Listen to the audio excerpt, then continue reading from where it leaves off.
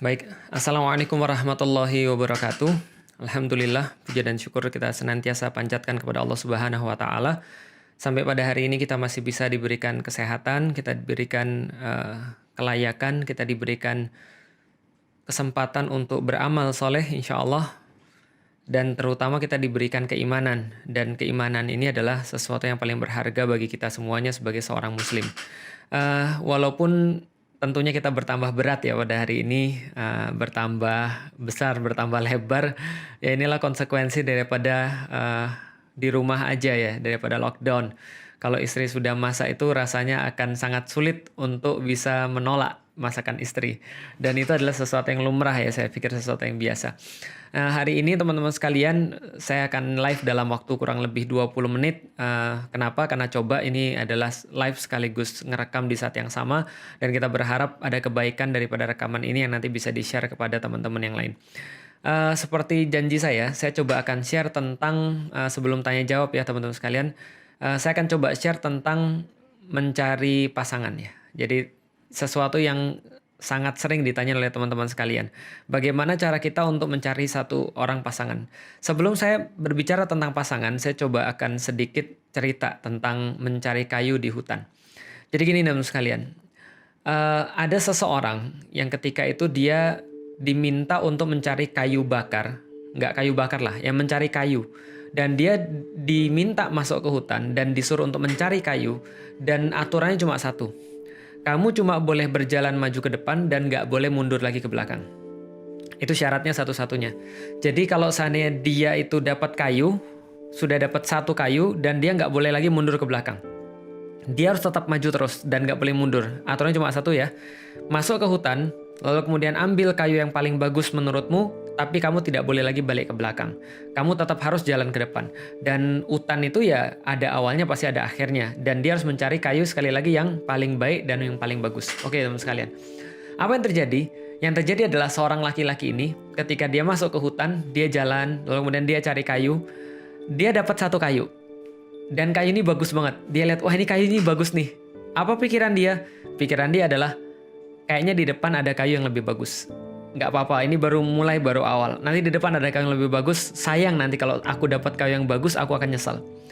Setelah itu dia tinggalkan kayu tadi, karena aturannya dia cuma boleh ngambil satu kayu, dan cuma boleh maju ke depan dan nggak boleh mundur lagi. Akhirnya dia maju lagi. Setelah dia maju lagi, dia lihat lagi kayu lebih bagus lagi. Wah ini kayunya lebih bagus, lebih mulus, lebih keren, lebih indah. Tapi ini kan baru belum juga setengah jalan. Nantilah di depan kayaknya pasti ada kayu yang lebih bagus lagi. Akan ada kayu lagi yang menanti yang lebih bagus. Akhirnya dia tetap maju lagi. Dan benar, pertengahan jalan dia temukan kayu yang lebih bagus lagi. Bentuknya lebih bagus, lebih cerah warnanya. Lalu kemudian secara kekerasan lebih keras daripada kayu yang di awal-awal tadi. Maka dia bilang, wah aku dapat kayu ini, apa aku ambil aja ya? Lalu kemudian dia pikir, kalau seandainya trennya kayak begini nih, jadi kalau trennya adalah ada kayu yang lebih bagus, ada kayu bagus, ada kayu yang lebih bagus lagi, ada kayu yang lebih bagus lagi, ada kayu yang lebih bagus lagi, kayaknya di depan ini mesti ada kayu yang lebih bagus lagi. Dan ternyata betul, dia dapat kayu yang lebih bagus. Dan dia berharap di depan dia akan mendapatkan kayu yang lebih bagus lagi, dia tinggalin kayu yang tadi, akhirnya dia jalan lagi, tanpa terasa dia sudah hampir sampai ke ujung. Lalu kemudian dia dapat satu kayu, ternyata kayunya nggak sebagus yang dia temukan di tengah tadi. Kayunya mungkin lebih retas, lebih getas, lebih kemudian gelap warnanya, dan mungkin nggak seperti yang dia bayangkan. Dia pikir, harusnya aku ambil yang tadi. Tapi nggak apa-apa, daripada aku ambil yang ini downgrade. Lebih baik aku cari yang di depan lagi. Akhirnya dia cari yang di depan lagi, dia dapat kayu yang bagus lagi, dan dia bilang, tapi ini bagus sih, tapi nggak sebagus yang di tengah. Aku akan cari, kalau aku yang dapat di tengah, aku akan langsung untuk ambil, lalu kemudian keluar daripada hutan ini. Dia tinggalin lagi dan dia jalan. Terus menerus begitu, ternyata apa yang terjadi? Sampai dia keluar daripada hutan tadi, dia tidak mendapatkan kayu satupun yang dia bisa bawa ke rumahnya. Ini kayak apa sih? Ini kayak orang yang ketika dia mau nikah, tapi dia nggak ngerti kenapa dia mau nikah. Ini yang saya maksud dengan orang-orang yang nggak ngerti tujuan dia nikah itu apa. Karena itulah dia bingung, karena itulah dia mungkin berada dalam satu dalam satu keadaan di mana dia ini iya nggak ya? Aku harus nggak nih? Ini terima nggak ya? Ini ditolak atau nggak nih? Atau seperti apa nih? Ini yang saya bilang orang yang kayak ibarat nyari kayu dan dia terus-menerus berpikir nanti di depan ada yang lebih baik. Nanti di depan ada yang lebih baik. Nanti di depan dia pikir di belakang coba aku ambil. Hidupnya akan penuh dengan penyesalan dan hidupnya akan penuh dengan harapan-harapan yang nggak pasti. Karena manusia itu senantiasa berada di antara dua. Antara harapan dan antara penyesalan.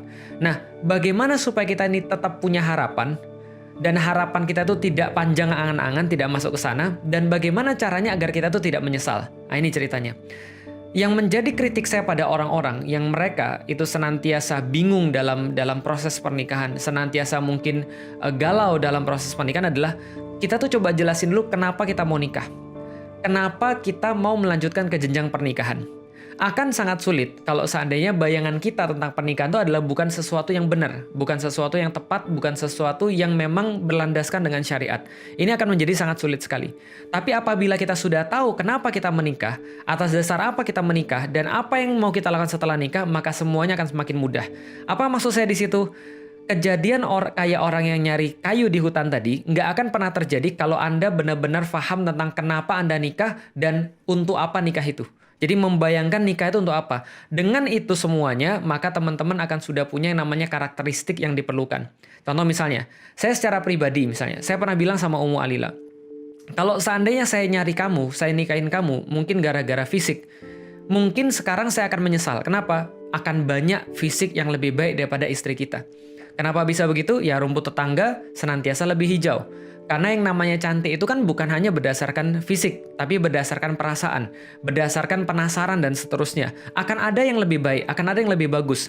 Kalau saya nikahi dia karena fisik, mungkin saya sekarang merasa menyesal. Lalu kemudian berpikir, kenapa saya nggak sama ini aja ya? Coba dulu saya belum nikah, mungkin saya bisa sama ini. Kenapa? Karena dia nggak punya karakteristik yang dia inginkan. Dia nggak punya orang yang dia jadikan sebagai standar ketika dia mau nikah. Apa keinginan dia ketika nikah? Saya nikah sama istri saya bukan karena itu semua. Saya nikah sama istri saya jelas. Kenapa? Karena saya menginginkan seorang perempuan yang bisa mendukung saya di dalam dakwah dan dia bisa menjadi ibu daripada anak-anak saya. That's enough. Itu yang saya inginkan. Jadi ketika saya ditanya pada diri saya ditanya sama orang lain atau saya bertanya pada diri saya sendiri, untuk apa sih kamu nikah, Lik? Saya nikah untuk dakwah. Maka yang saya perlukan untuk dakwah adalah satu, orang yang mau mendukung saya di dalam dakwah saya. Dua, orang yang bisa mengurusi anak-anak saya yang kelak nanti akan meneruskan langkah-langkah dakwah saya. Ini yang saya perlukan dan ini yang saya cari. Maka ketika saya cari, lalu kemudian saya lihat, ada orang yang cantik. Ada orang yang kemudian sangat playful. Ada orang yang sangat-sangat ya pokoknya seksi misalnya, taruhlah, dan segala macam. Saya bilang dalam diri saya pengen dengan orang kayak begini, seksi, playful, putih, lalu kemudian hidupnya main-main, kaya dan segala macamnya. Taruhlah misalnya ada yang kayak gitu yang mau sama saya, taruhlah gitu kan ya. Tapi saya pikir, iya ini kalau untuk diajak main ya mungkin iya, kalau untuk diajak pacaran mungkin iya. Tapi yang saya perlukan kan bukan pacaran. Yang saya perlukan adalah ibu daripada anak-anak saya. Makanya saya cari apa? Yang saya cari adalah orang-orang yang keibuan, yang punya rasa feminitas yang tinggi, rasa keibuan yang tinggi. Saya bisa bayangin dia ketika jadi ibu daripada anak-anak saya. Maka kemudian saya nikahi istri saya yang sekarang, Ummu Alila, karena saya punya standar seperti apa kehidupan saya ke depan. Apa yang saya cari ke depan. Ketika saya cari ke depan adalah orang-orang kayak begini, maka saya nggak perlu yang lain selain apa yang saya perlukan. Adapun kalau saya dapat yang cantik, yaitu adalah bonus. Ya kan laki-laki pasti nyari yang cenderung dong. Dan yang cenderung itu kan termasuk secara wajah. Maka ketika saya ngelihat dia saya demen, saya ngelihat dia saya tenang, saya ngelihat dia saya senang, itu cukup bagi saya. Sakinah bagi saya selesai. Saya nggak perlu lagi yang lain. Contoh misalnya tingkat keputihan segini, ya nggak perlu.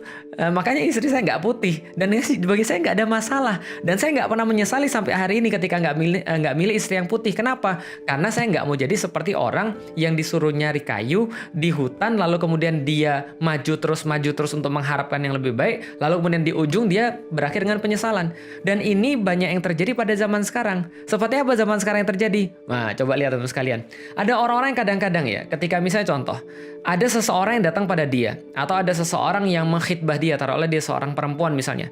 Dia merasa, aku nggak mau, kenapa? Karena aku sudah suka dengan seseorang misalnya. Aku cuma suka sama si dia, dan aku mau dia untuk menjadi kemudian pasangan saya. Pertanyaan saya, untuk apa Anda menikah? Kenapa Anda nikah? Kenapa Anda harus kemudian mengalami jenjang pernikahan? Kalau untuk, ya ini karena dakwah, kenapa harus sama dia? Oh, karena dia memiliki kemudian kemampuan dengan Al-Quran. Kalau yang lain juga punya kemampuan Al-Quran misalnya, apakah kita mau? Enggak, aku cuma maunya sama dia. Nah, ini berarti nafsu. Ini berarti bukan pertimbangan syariat. Bukan kemudian dia menginginkan satu fase yang berbeda untuk ketaatan kepada Allah. Ketaatan ini adalah seharusnya menjadi pertimbangan paling utama ketika seseorang mau menikah. Maka kadang-kadang ketika ada seorang akhwat nanya pada saya, Ustaz, kapan kita harus menerima seseorang? Kapan kita harus menolak seseorang? Kita harus menerima seseorang ya kalau dia sudah memenuhi standar yang kita perlukan untuk masa depan. Kalau memang cuma untuk dakwah, memang semuanya untuk lillahi ta'ala, maka ketika datang seorang laki-laki yang baik dan dia sudah punya komitmen di dalam dakwah, sudah punya komitmen dalam ketaatan pada Allah, ya sudah nikahlah. Kan nggak perlu harus ideal. Nggak semua yang kita inginkan harus jadi nyata. Nggak semua yang kita mau harus kemudian terrealisasi. Tapi yang harus terrealisasi adalah apa yang kita niatkan di jalan Allah. Karena pernikahan adalah sebagai sebuah ibadah. Nah, jadi teman-teman sekalian, apa yang menjadi kesimpulannya? Teman-teman harus tahu dulu nikah ini untuk apa.